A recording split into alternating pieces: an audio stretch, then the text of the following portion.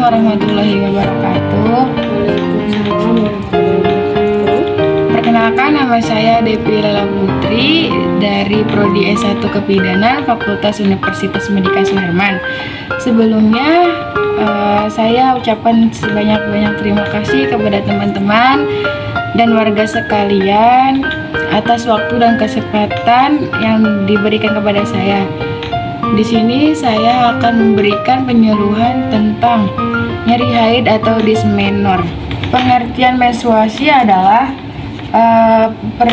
perdarahan secara periodik dan siklik dari uterus disertai dengan pelepasan endometrium.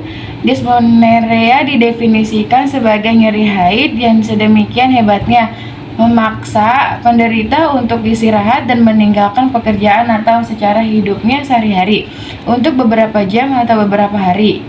Nyeri haid ini yang dirasakan selama menstruasi adalah normal, namun apabila berlebihan maka hal ini merupakan masalah, terutama apabila nyeri ini sampai membatasi atau mengganggu aktivitas sehari-hari atau sampai selalu membutuhkan obat penghilang rasa nyeri.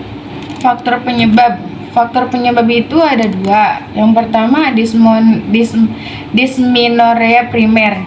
Yang dismenorrhea primer itu ada dua cabang. Yang pertama faktor psikologis, yang kedua faktor endokrin.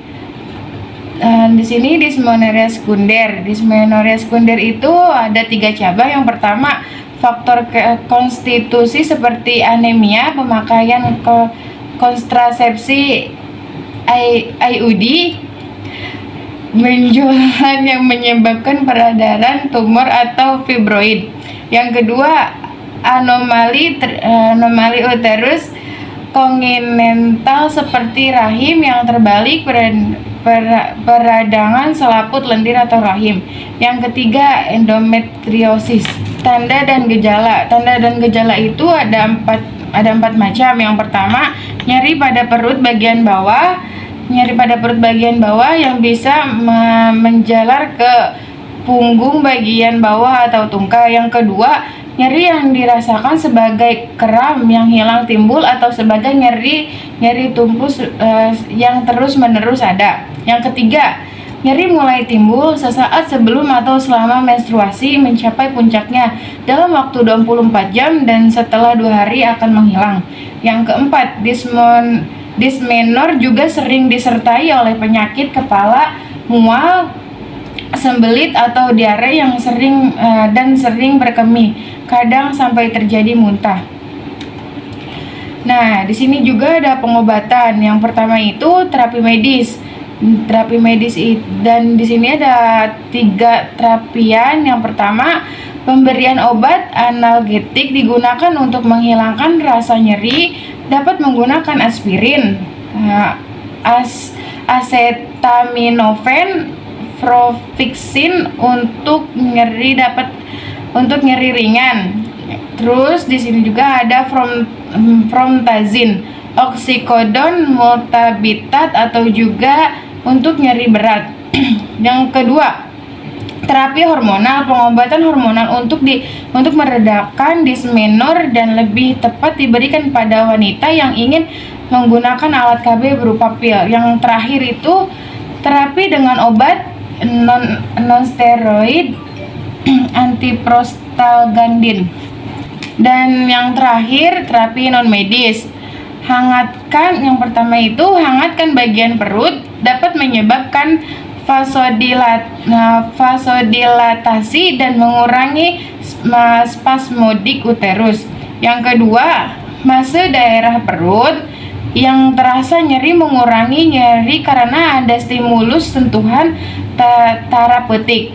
Yang ketiga, lakukan teknik relaksasi, mengurangi tekanan untuk mendapatkan rileks, istirahat, dan tidur. Yang keempat, lakukan latihan ringan, dapat memperbaiki aliran uterus dan tonus otot. Sekian materi dari saya. Apakah Teteh ada yang ditanyakan? Ada. Tadi kan di situ ada yang disebut massase. Nah, yang dimaksud massase itu apa sih? Nah, di sini Devi akan menjawab dari pertanyaan si Teteh. Tadi pertanyaan si Teteh itu massase itu seperti apa sih? Di sini Devi menjawab, massase itu seperti tangan Teteh melakukan putaran di atas perut seperti ini, searah jarum jam. Bisa jadi kalau misalkan gini tuh, kalau misalnya diputar seperti jarum jam tuh bisa meredakan nyeri pada saat haid. Bagaimana Teteh, sudah mengerti? Ya, sudah.